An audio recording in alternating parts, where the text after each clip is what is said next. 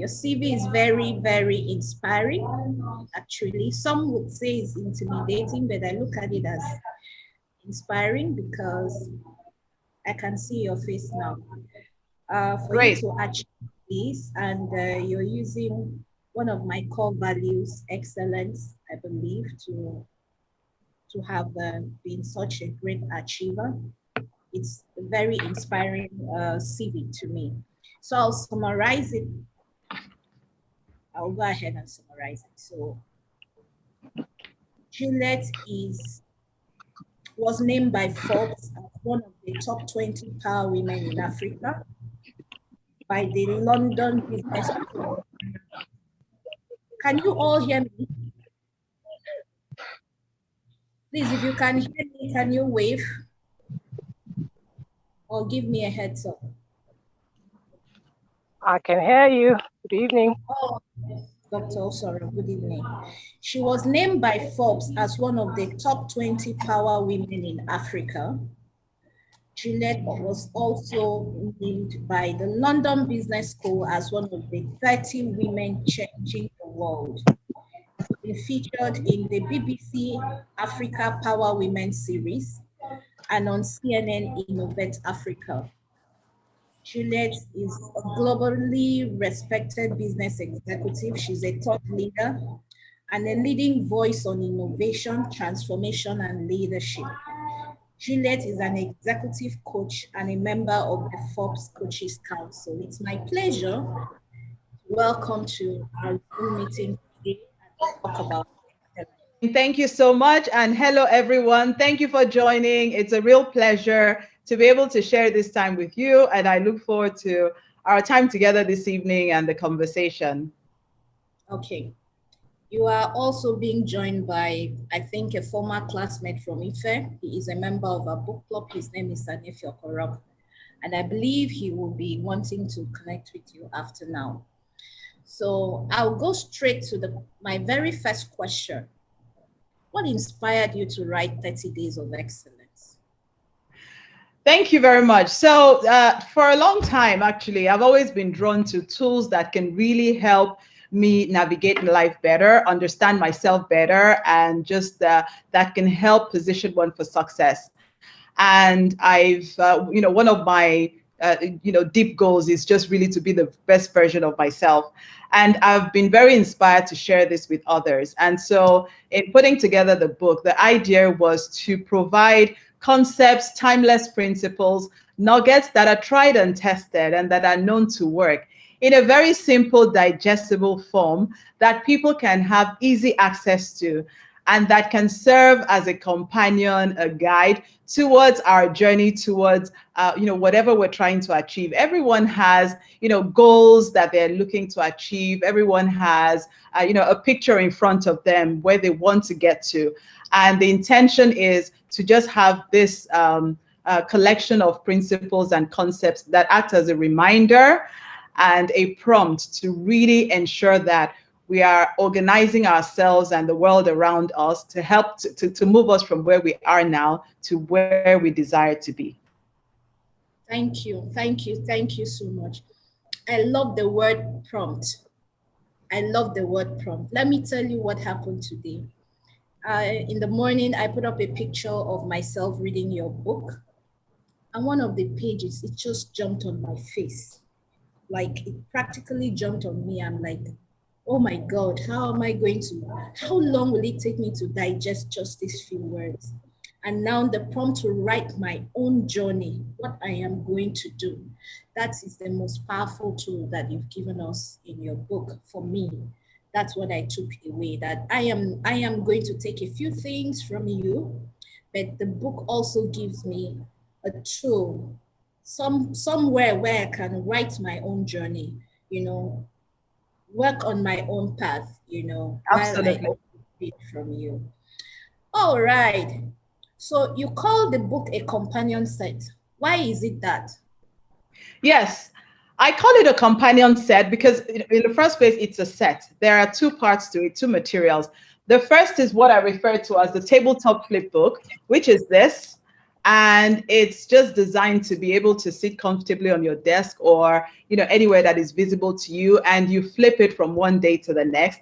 And then the second material is a workbook, which in addition to the daily prompts, also has calls to action and spaces for you to write your own thoughts and reflections. So there's a lot of body of work out there. And the intention is that this is a companion set because it is supporting existing efforts. It's giving you some of those nuggets. It's acting as a reminder, a guide, bringing some of the cogent points, the things that really matter to the surface. So it's a companion towards your journey of self-leadership and transformation. And when I talk about self-leadership, it's just really the art of moving yourself from where you are to where you want to be, making sure that you are able to get the results that you desire in your life.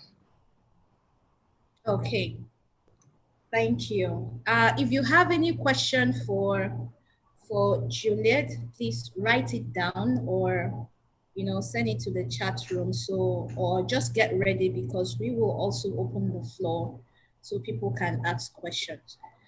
I will break it down a bit, Juliet. Tell us a little bit about yourself and how you've been able to use excellence as a tool to grow your career as a person. How did that happen? Yeah, so I mentioned earlier that I've always been drawn to just look at things that can help me be the best version of myself. And I think we're all on that journey. And in terms of my background, my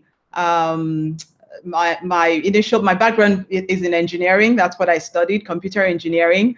And my work has really been in the technology space, in new media, in oil and gas as well. And I moved from a purely technical role into business management and then into general management and leadership. And something that has always been that has always rang true is just the fact that we all have immense potential, right?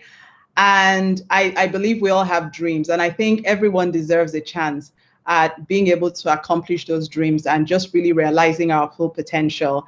And that's why in my, a lot of my core work is really around, using technology as a tool for empowerment, to give people access to information that just really creates a level playing field and opens the door to opportunities.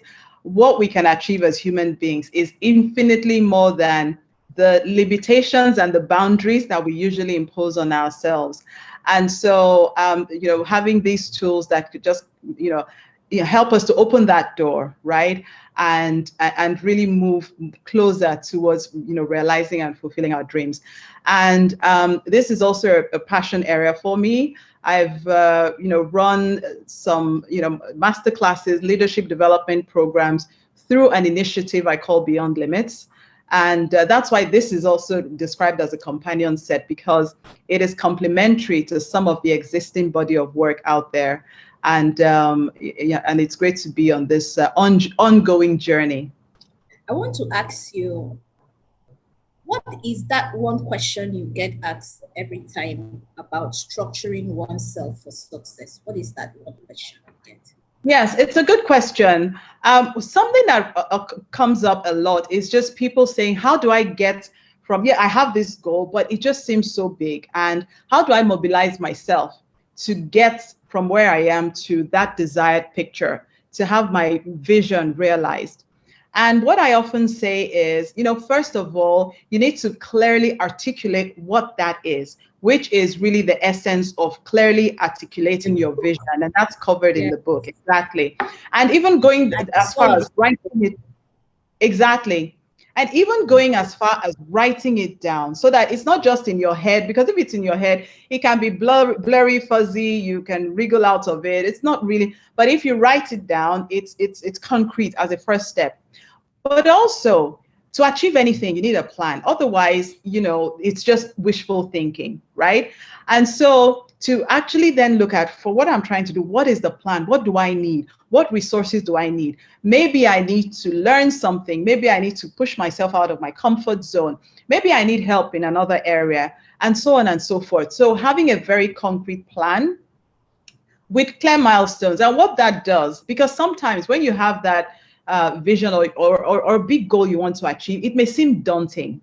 And people end up procrastinating taking that first step because you don't even know where to start from. But if you create a plan, and a plan would usually have a series of steps, one after the other, and milestones, right? And in putting the plan together, you do some research to see what would it take to actually achieve this. What that does is it makes the first step a lot more accessible to you, because you're not trying to go from zero to hero. You're not trying to go from A to Z. Going from Exactly. A to B might be a lot easier, might be a lot less daunting, might be a lot more accessible. So having a clear plan really makes that more accessible. You can see the picture and you know the next step to take and then the next step. Also, one thing worth mentioning is I often say that motivation gets you fired up, but commitment is what keeps you going. And so Yes. sometimes what stops people from achieving the results that they want is because, at the point where you set the goal, and this is true for New Year resolutions, a lot of us have gone through that cycle. When you create that goal, you're all fired up, you're motivated. It's like, I want to achieve this year, I want to do this, etc. Right? But that energy of motivation is not sustainable. It's like excitement. You can't be excited all the time. It's not even healthy. At some point, you have to replace that with the discipline of commitment. And that's where some people also miss the mark, because you can't just rely on motivation, positive thinking, all that stuff. You need a clear plan and you need commitment to do the due diligence to achieve that plan. I can see Dr. Agility joining from Abuja, and they're often soon joining from Calabar. Welcome and welcome and welcome. So I want to tell you one of the, I'm just breaking it down a bit. Mhm. I want to tell you one of the pages that spoke to me, spoke I'd to love to my hear it. core. Yes, three actually, but I'll start with one. And it says, attitude is belief in action. And I love the analogy of using the iceberg, that the visible tip of the iceberg is actually, what do you call it, your attitude. But the invisible bulk under is your belief system. What's your belief system? Because what people see is actually your attitude, but your attitude is embedded in your belief. Really. And then you gave us the side that we need to write down what are our beliefs and our affirmations. It really, really inspired me. It really, that was so That's great. clear. Yes. Butterfly, the larva, the egg, and the pupa. Funny enough, I studied chemistry, but I can still remember a bit of my biology. So Yes. but I got the pictorial, it was very pictorial. I was able to get it, very well. And Yes. I want to That's thank you day so much 7. for bringing, yeah, for bringing it so, the picture really enabled me to connect with what you were saying and what I'm supposed to be doing, you know. So we'll soon open up for questions. If you have any question, please don't go away. Make sure you ask your question so the excellence queen can help you articulate and clarify your vision and goals for the year. Now, 2020 was a unique year, and it was fair to say we are not totally out of the woods yet. What do you think professionals and business owners can do to survive and thrive in 2021 and beyond? What do Absolutely. you think we can do? Yes, that's a great question. And no doubt, 2020 was a challenging year for almost everyone, really, because it took us by surprise and it almost was like the ground shifted from underneath us. And we're seeing some of that actually still present in 2021. Now, we can't control necessarily what happens to us. And it's fair to say that external circumstances, society, these things actually do play a role in how we experience life. And to a large extent, we can't control the external circumstances. None of us could have controlled the COVID pandemic as a clear example and the impacts of that. However, there's something you can control, and that is your response to what happens to you. If we take the COVID pandemic as an example, people responded and organizations responded in different ways. And those who actually thrived through the time were either individuals or organizations that adjusted and adapted quickly, that were able to pivot, to understand that these are the new trends. Things are being disrupted in a certain way. There's changing consumer behavior. There's more migration online and so on, and it's creating these opportunities and being able to pivot accordingly, or just even having that mindset to just adapt to the reality of the time, right? And so what I would say to individuals and organizations as we go through 2021 is we've got to take a decision around what you want your 2021 to be.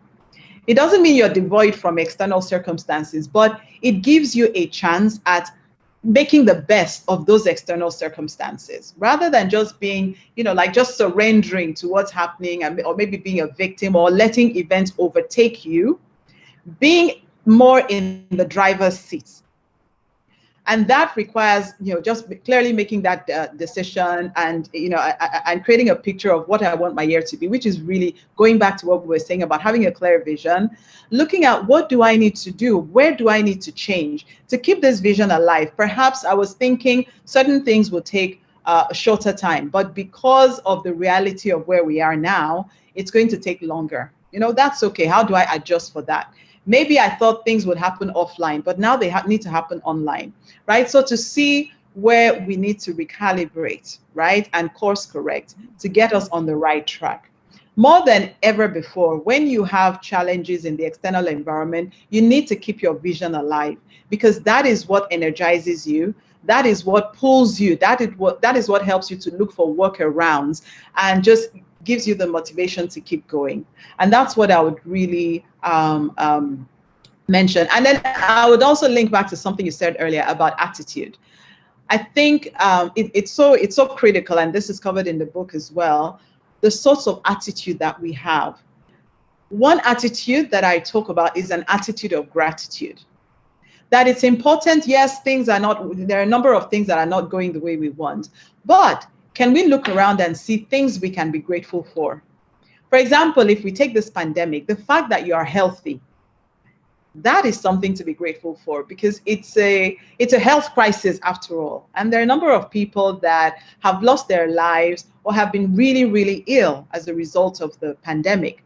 So the fact that we're healthy, that is something to be grateful for, right? So even having that positive attitude lifts you up and helps you to see possibilities and just keep moving. So these are some of the things that I would invite people to, to think about and how to position themselves in navigating 2021. Okay. I actually like the last page and chapter of your book that says, "Where is my ship going?" The book, "Where is the ship going?" Write it down.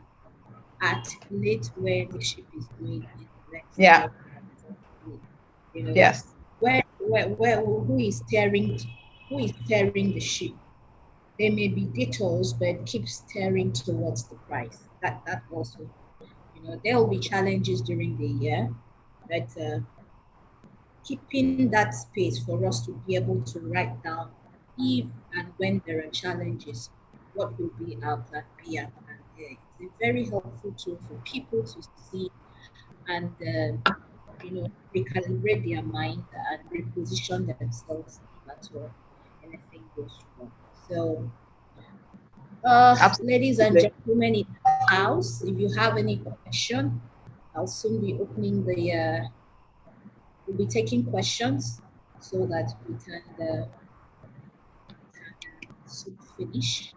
If you have any question, you can show by lift of hand so you can be allowed to speak. So, ma'am, If you could pick one lesson you would like people to take away from this book publicly. Well, they're also very linked, but I think I would go to day 4 of the book, which really talks about the fact that I just bring that up, which really talks about the fact that to live the life you want, you need to define it. Only then can you create it the way you want it. I think that speaks to what you were just talking about being the captain of your ship, taking responsibility for how you want your life to turn out.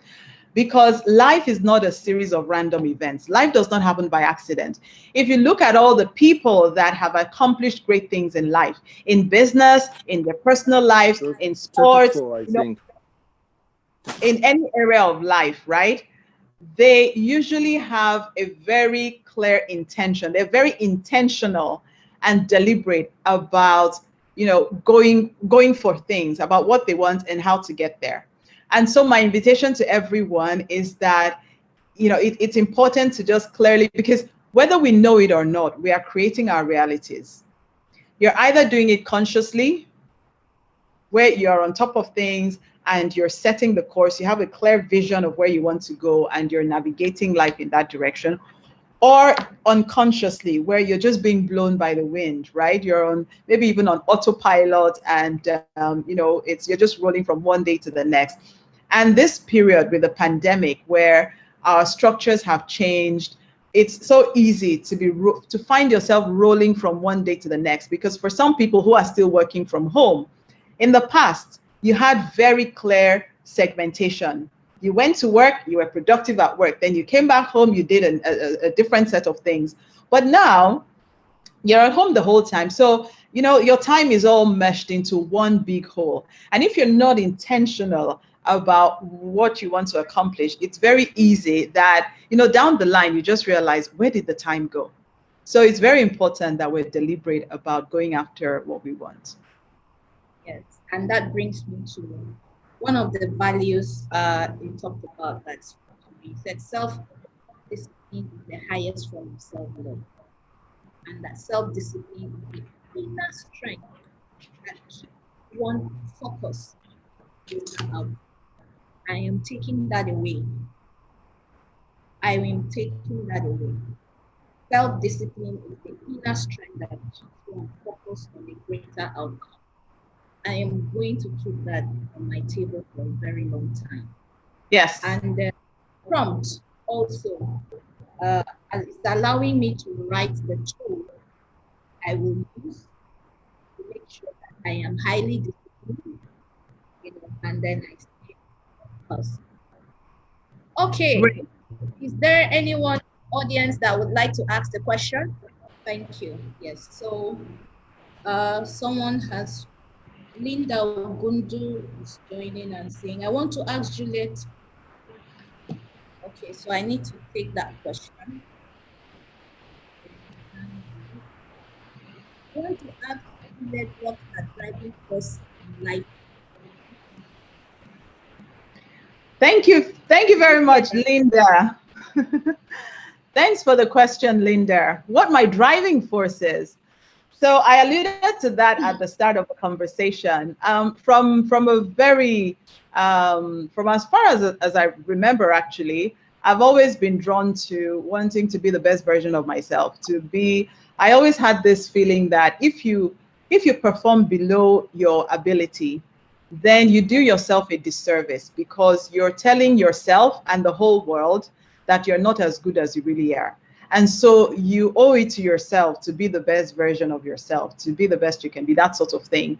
And for that reason, I have been drawn to any, sometimes it's training, it's books, it's materials that I feel can just help me understand myself better, understand the world better, function in the world better, etc. And I really want to make sure that my life is impactful. And I feel that we all really owe it to ourselves to live the lives we're really destined to live lives filled with purpose and lives that are impactful. And that's really, that has really been my driving force. Okay. Now, Henry's hand is raised. Henry, you have the floor. Hi, good afternoon, everyone. Hello, Henry. How are you? Permission Good, to thank you. Permission to the audience to say Bodia here. Yeah. I'm just gonna keep it simple, Juliet. Your book, is it possible to have it in England? Any options of? Sure. Yes, good to see you, Henry. Thanks for the question. It is available on Amazon, so you can order it from Amazon. Oh, okay. Nice, good. I don't know how long for you started the discussion. I just log on now. You just starting or you've ended? I don't know. No, we're still on it. Because of the time difference, on it. Oh, okay. Okay. So, and if your Kurok has a question, can you see? So, do you think we make a lot of excuses as Nigerians, or are we faced with more challenges here than other times? That is a very good question. It's actually a profound question. So thank you very much, Aniefio Orok. Well, there are many ways to look at this. Every area, every society has its challenges. And yes, I would say there are some challenges in this environment that may be more intense than what you find in other environments. But there are also some benefits within this environment over and above what you find in other environments, right? And so, it's whatever environment you find yourself, there are pros and cons. One classic example is our weather in this environment is a real bonus, right? When you compare this to environments where it's freezing half of the year and so on. Some of the infrastructure challenges we have, like power, etc., they're real and they're unique to this environment compared to some others, and so on. So, but rather than focus on that, what I would invite us to focus on is, so that's the starting point. This is my environment, and this is the reality. Where do I go from here? What do I do with what I'm experiencing? And one of the conversations I've had often with, particularly with young people in Nigeria, is really around our belief systems, right? And it's important to really question that and see, am I allowing the environment to influence my beliefs in a negative way? So for example, if I have this belief that if I don't have a godfather, I can't get a job. Where that is dangerous is that it can prevent me from even doing the due diligence to find and get a job, because it's almost like you're defeated before you even start, right? But if you really unpack that and look at it, there are many people that have had phenomenal jobs without a godfather. Some of them even started from more humble beginnings than where you are starting from. And so it's important that we question some of these assumptions and belief systems that we have, which may be to some degree evidence-based from our environment, but which, absolutely and ultimately do not always hold true. To just really question them and see if we can move from, limiting beliefs. And I talk about this in the book, limiting beliefs, which really bring us down, to more empowering beliefs, which uplift us and just really energize us and help us to see possibilities. And there are so many examples of this, right? And it's an invitation to just keep making sure that we are conscious about what we're feeding, what we're putting in our mental space, and how we are seeing the world and engaging with the world. Okay, thank you so much. The tabletop calendar and the original book, the real book. So a copy of this goes for 5,000 naira, and the tabletop goes for 4,000 naira. But if you're buying the two, He's selling it for 7,500. And trust me, I run a bookstore and I read a lot of books. This is a valuable tool in our hands, in my hand, to use to articulate my goals. It helps me really propel and see. Juliet, can you show us the tabletop calendar again? The tabletop planner. It's tabletop, the tabletop flip book. So yeah, it just sits on your desk and you can flip it from one day to the next. That's it. Okay, so that is 4,000 if you're just getting that. But if you get it, I like the book because it enables you to write your thoughts, to articulate your goals, and follow through. If you get both of them, it's 7,500. You get just that, it's 4,000. You get only this book, it's 5,000 naira. I'd like to thank you for coming to our book hangout today. It's a pleasure. You can see Busola There's has a actually question. Yeah, I was just gonna say, let's take Busala's question before we round up, because she posted it a while back. So it says, how do you balance everything and still show excellence in all you do? That's the first question. And the second is, what do you do to chill out? So let's start with the first question. I think it's important that's why it's so important to be clear about your vision, about what you want to achieve, because, you know, it's all about managing priorities, focusing on what's more important. And this is something that I cover in the book as well, about, you know, just our relationship to time and how we manage our time. I always say that time is the currency of life, because what you have, just the way you spend money, you can spend time. Just the way you can waste money, you can waste time. But time is that resource you can't put in a bank. When you lose it, that's it. It's gone, right? As our life passes, so does time. So it's very important that we're conscious about what we're spending our time, and that we are spending time on the things that are important to us. And it's really all about priority management, because we all have the same 24 days, in just the same 24 hours in a day and 365 days in a year. There's nothing we can do about that. What we can do or change is how we use that finite resource called time. I don't say time is limited. I say it's finite, because I believe that you always have time for what's really important to you. It's just a matter of, you know, balancing and planning and just being organized. And there are some tips that I would offer as well around just, you know, managing our priorities within time. One of the things, and these are just, you know, personal things that I do as well, just having a master list, which is a list of all the things that you want to do, right? Because it helps you to see at a glance what's in scope, right? And how you need to allocate your time. And in approaching that list, I would usually try to make sure that the most important things do get done, right? And the last thing you want to do is to, it doesn't mean you don't have free time, etc., but you don't want to have that, you know, a lot of the idle time, and then the big things don't get done. So that's a planning tool that I find useful. And also just looking at your patterns throughout the day. Some people are more effective in the mornings, some in the evenings, right? So actually maximizing your performance within the times that are that really work for you. I'm a morning person. I like to get up early in the morning. I feel my brain is fresh, and I'm in a space, a field, the field of technology, where things change very rapidly.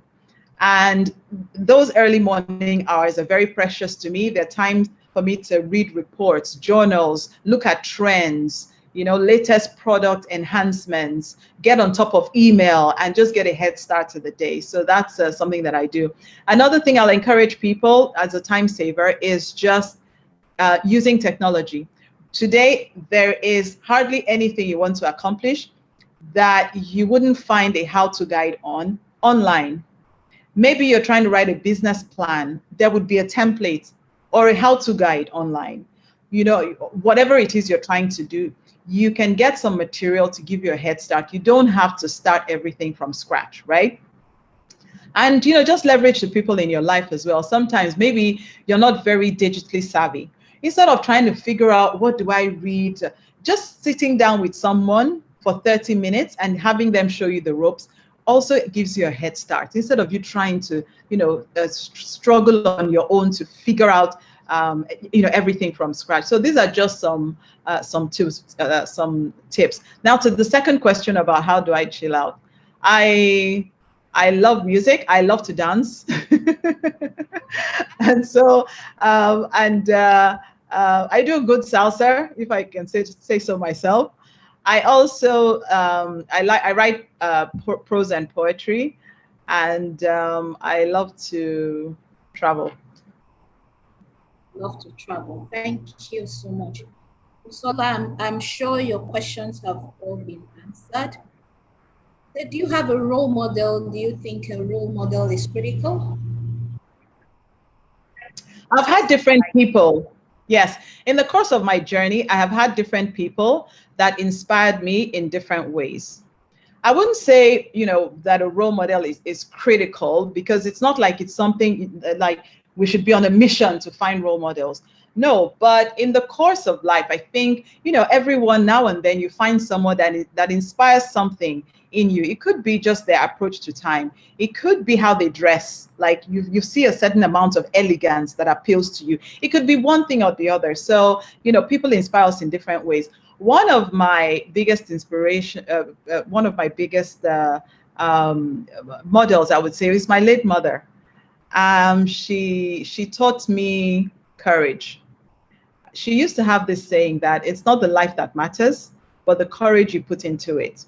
And what she meant by that was, it doesn't matter what happens to you, but regardless, put on a cloak of courage and keep moving on. And I saw her demonstrate that courage through different challenging situations while I was growing up. And she was such a strong, resilient woman. And I learned a lot from her. So definitely, people shine the light for us in different ways. Okay. Thank you so much, Juliet. It's really a pleasure speaking with you. Our time is fast spent. I want to tell everyone that you can watch it again. And I have seen Anefio Korok's hand is up and his hand has been very well. Anefio, can we take your question? Is the one that told me we also finished with that. Anefio, can you hear? Yes, okay, can you hear me? Yes, we can. Okay, good evening, Juliet. This is Anefio Korok. Hello. I don't know where you remember me. You were in computer engineering with Dipo and Filate and the rest of them. Correct. I was in Lexilect, so we only met a couple of times, and I think I remember you from visiting your room quite a number of times. You had these very interesting Akwa Ibom ladies who were in your room, I think Moremi then at some point. And I always tried to invite you to fellowship, but you always had another function you had attended and just come back from it. So, but I see a quite different Juliet today from the Juliet I knew then. She was a bit reserved. She was more bookish, very focused on her books. But now you are not just thinking about, you're writing a book, and there must have been a long journey. I can hear you've spoken about your mom, the influences she had on you. But beyond your mom, I'm sure there are other influences that has made Juliet to transform from the semi-bookies, geeky Juliet to the public speaker you are today. So let me know what happened in between to make you who you are today. Thank you. Thank you, Anefio. Good to see you. And that's a very interesting comment/question. What I'll just say is that life is a constant process of learning and growth.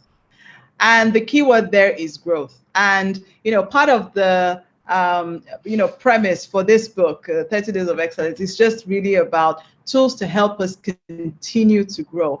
I think what's important is that if we look from one year, from one year to the next, that we see that we've actually grown. And it's good to see that your experience of me reflects some level of growth.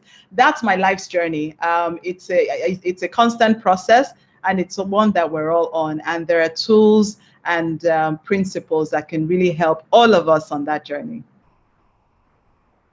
Okay, thank you. Sorry, follow-up question then. Line, what's the next thing on the horizon for Juliet?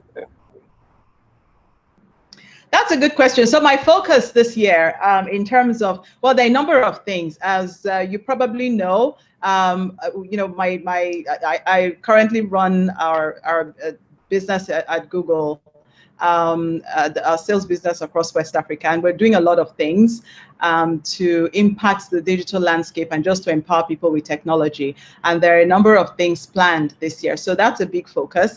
And then in terms of 30 Days of Excellence, it's really, as much as possible, spreading the word, right? My goal is to be able to reach, ultimately reach 1 million people with the book and the material. And it's complementary to other bodies of work, like masterclasses that I run through Beyond Limits.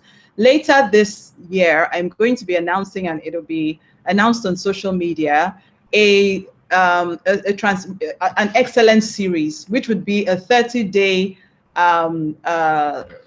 session, which would include a few webinars, some instructional videos, and just communities coming together to practice, share learnings, etc. We had the 6 weeks transformational series last year that was very successful. This year, we're going to make it 30 days, and it'll be anchored on this. So that's another conversation, another support system that everyone is welcome to be part of. So you'll be hearing more about that, in the coming weeks. Okay, thank you so much, ma'am. Thank you. It's really a pleasure to have you here. And incidentally, people have joined all across Nigeria. We have a representation from practically everywhere. We will email you the link to watch this recording again. Email and have that sent to you. Don't forget a copy of 30 Days of Excellence, 5,000 naira, and is available from our store. We'll be very happy to send it out on Monday, and then the table that just see what you want to do.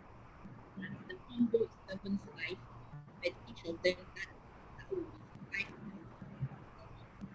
Thank you so much. I'd like to tell you all have a good evening. Yes.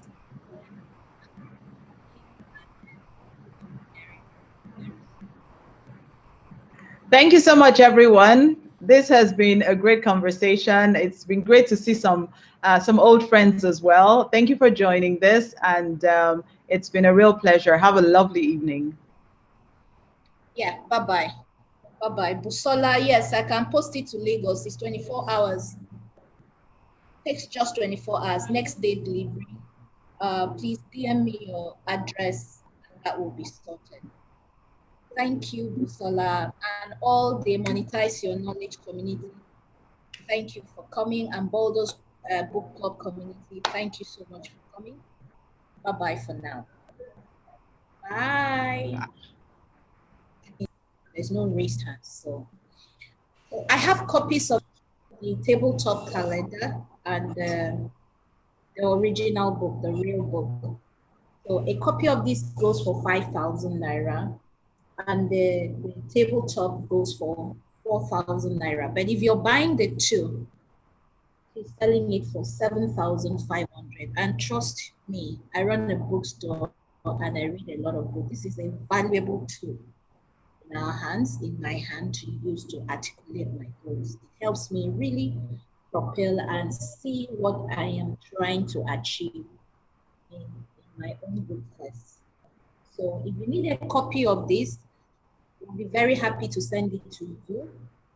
And this is exclusive of shipping fees within Nigeria. So you get two. The combo is the tabletop and this book for 7,500. But if you're getting just this book, it's 5,000. If you're getting just the tabletop calendar, Juliet, can you show us the tabletop calendar again?